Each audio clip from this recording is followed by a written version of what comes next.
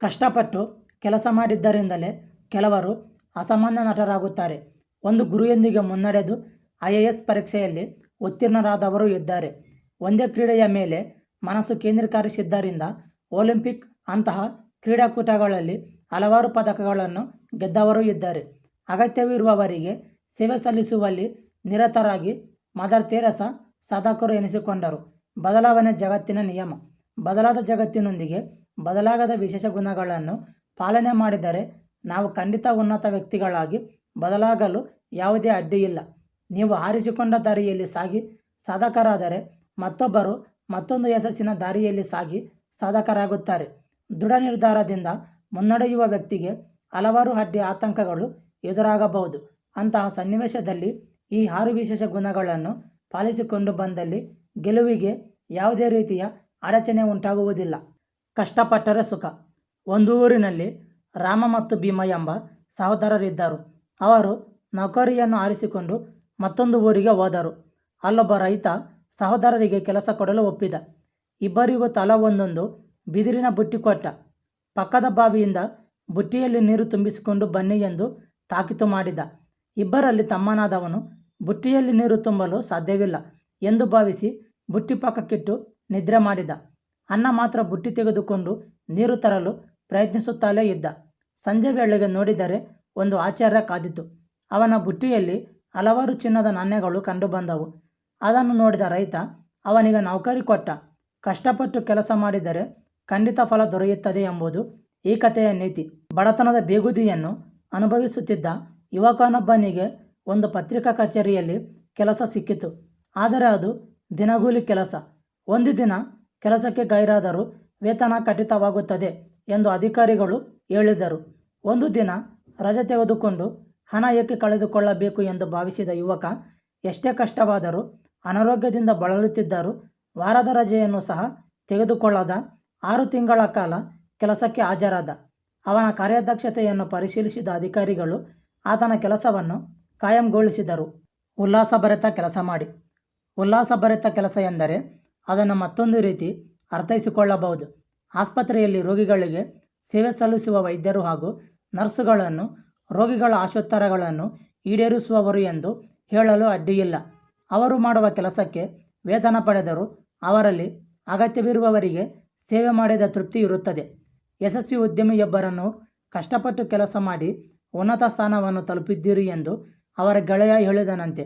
ಅದಕ್ಕೆ ಆತ, ನಾನೆಂದು ಕೆಲಸ ಮಾಡಿಲ್ಲ, ನನ್ನ ಇದುವರೆಗಿನ ಜೀವನವೆಲ್ಲ ನಾನು ಮೋಜು ಮಾಡಿದೆ ಎಂದು ಉತ್ತರ ನೀಡಿದನಂತೆ. ಕೆಲಸವನ್ನು ಕಷ್ಟ ಎಂದು ಭಾವಿಸುವ ಬದಲು ಅದನ್ನು ಹರ್ಷ ತುಂಬಿದ ಕ್ಷಣಗಳು ಎಂದು ಭಾವಿಸಿ ಎಂದು ಹೇಳುವವರಿದ್ದಾರೆ. ನಾನು ಮಾಡುತ್ತಿರುವ ಕೆಲಸ ನನಗೆ ಸಂತಸ ಉಂಟು ಮಾಡುತ್ತಿದೆ. ಇಷ್ಟೆಲ್ಲ ಸಾಮ್ರಾಜ್ಯ ಕಟ್ಟಿದ ಮೇಲೆ ನನಗೆ ಕೆಲಸ ಬಿಟ್ಟು ಇರಲು ಸಾಧ್ಯವಾಗಲಿಲ್ಲ.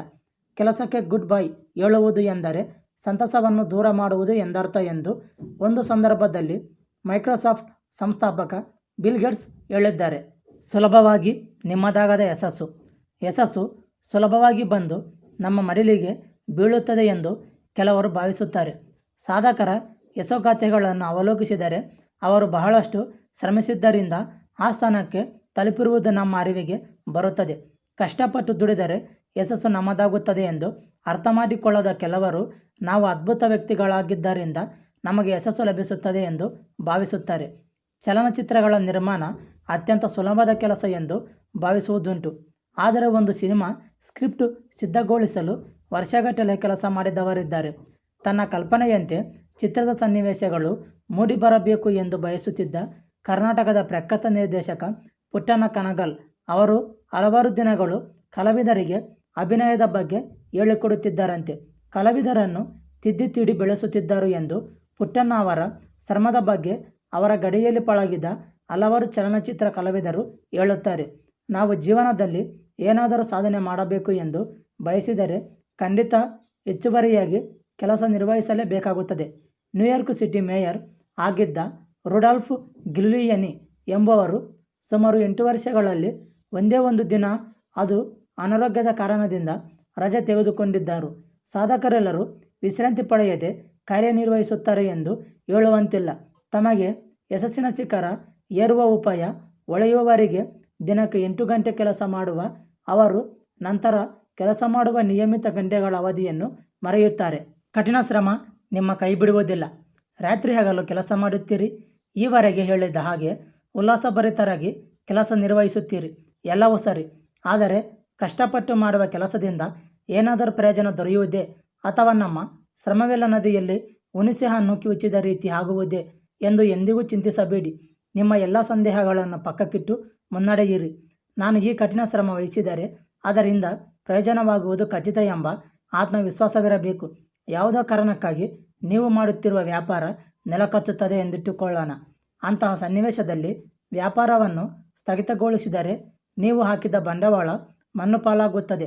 ಆದರೆ ಸೋಲಿಗೆ ಎದೆಗುಂದದೆ ಆತ್ಮವಿಶ್ವಾಸದಿಂದ ಮುನ್ನುಗ್ಗಿ ನಿಮ್ಮ ವ್ಯಾಪಾರ ಸ್ಥಗಿತಗೊಳಿಸದೆ ಮುಂದುವರಿಸಿದರೆ ಖಂಡಿತ ಯಶಸ್ಸು ನಿಮ್ಮದಾಗುತ್ತದೆ. ಬೆವರಿನಲ್ಲಿ ಮುಳುಗಿ ಹೋದವರಿಲ್ಲ. ಬೆವರಿನ ನದಿಯಲ್ಲಿ ಈಜಾಡುತ್ತಾ ಸಾಗಿದರೆ ಯಶಸ್ಸಿನ ದಡ ಮುಟ್ಟಲು ಸಾಧ್ಯವಾಗುತ್ತದೆ. ಇಂದು ಕಷ್ಟಪಟ್ಟು ಕೆಲಸ ಮಾಡುವವರಿಗೆ ಹಿಂದೆ ಫಲ ದೊರೆಯುತ್ತದೆ ಎಂದು ನಿರೀಕ್ಷಿಸುವಂತಿಲ್ಲ. ಕೆಲಸ ಮುಂದೆ ಫಲ ನೀಡದೆ ಹೋಗುವುದಿಲ್ಲ. ಒಂದೇ ದಿನದಲ್ಲಿ ಯಶಸ್ಸು ಅಸಾಧ್ಯ. ದೃಢ ಸಂಕಲ್ಪದಿಂದ ಮುನ್ನಡೆಯುವುದೇನೋ ಸರಿ, ಆದರೆ ಯಶಸ್ಸು ನಮ್ಮದಾಗಲು ಎಷ್ಟು ಸಮಯ ಹಿಡಿಯುತ್ತದೆ ಎಂಬುದೇ ಪ್ರಶ್ನೆ. ಯಾವುದೇ ಕ್ಷೇತ್ರದಲ್ಲಾಗಲಿ ಯಶಸ್ಸು ಸುಲಭ ಹಾಗೂ ತ್ವರಿತವಾಗಿ ನಮ್ಮದಾಗುವುದಿಲ್ಲ. ಯಶಸ್ಸು ಸಾಧಿಸಲು ವರ್ಷಗಳು ಹಿಡಿಯುತ್ತವೆ. ಸಾಧಕರ ಯಶೋಗಾಥೆಗಳನ್ನು ಗಮನಿಸಿದರೆ ಸಾಕಷ್ಟು ವರ್ಷಗಳ ಕಾಲ ಅವರು ಶ್ರಮಿಸಿದ್ದರಿಂದಲೇ ಗೆಲುವು ಅವರದ್ದಾಗಿರುವುದು ಕಂಡುಬರುತ್ತದೆ.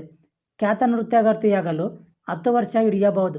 ಖ್ಯಾತ ಗಾಯಕರಾಗಲು 1 ದಶಕ ಹಿಡಿಯಬಹುದು. ಯಾವುದೇ ಯಶಸ್ಸು ತಕ್ಷಣ ಸಾಧಿಸಲು ಸಾಧ್ಯವಿಲ್ಲ ಎಂಬುದನ್ನು ಮನಗಾಣಬೇಕು. ಒಬ್ಬ ಶಸ್ತ್ರಚಿಕಿತ್ಸಕನಿಗೆ ಮೊದಲ ಬಾರಿಗೆ ಶಸ್ತ್ರಚಿಕಿತ್ಸೆ ನಡೆಸಲು ಕೆಲ ವರ್ಷಗಳು ಬೇಕಾಗಬಹುದು. ಸಾಪೇಕ್ಷ ಸಿದ್ಧಾಂತವನ್ನು ಪ್ರಕಟಿಸಲು ಆಲ್ಬರ್ಟ್ ಐನ್ಸ್ಟೀನ್ಗೆ 10 ವರ್ಷ ಬೇಕಾಯಿತಂತೆ. ನಿಮ್ಮ ಒಂದೇ ಗುರಿಯನ್ನು ತಲುಪಲು ವರ್ಷಗಳೇ ಬೇಕಾಗುತ್ತದೆ ಎಂದರೆ ಹಲವಾರು ಧ್ಯೇಯಗಳನ್ನು ಇಟ್ಟುಕೊಂಡಿರುವವರು ಅದನ್ನು ಸಾಧಿಸಲು ಎಷ್ಟೋ ಸಮಯ ಬೇಕಾಗುತ್ತದೆ ಎಂಬುದನ್ನು ಪ್ರಶ್ನಿಸಿ ಉತ್ತರ ಪಡೆದುಕೊಳ್ಳಿ. ಸೂಪರ್ ಸ್ಟಾರ್ ರಜನಿಕಾಂತ್ ಒಂದೇ ದಿನದಲ್ಲಿ ಅಷ್ಟು ಎತ್ತರಕ್ಕೆ ಬೆಳೆಯಲಿಲ್ಲ. ಹಂತ ಹಂತವಾಗಿ ಅಭಿನಯದಲ್ಲಿ ಪಳಗಿ ಅಪಾರ ಸಂಖ್ಯೆಯಲ್ಲಿ ಅಭಿಮಾನಿಗಳನ್ನು ಗಳಿಸಲು ಅದೆಷ್ಟೋ ವರ್ಷ ಅವರಿಗೆ ಬೇಕಾಯಿತು. ಅದೇ ರೀತಿ ಸಾಧಕರೆಲ್ಲರೂ ಒಂದೇ ದಿನದಲ್ಲಿ ಯಶಸ್ಸಿನ ಶಿಖರವನ್ನು ಏರುವುದಿಲ್ಲ.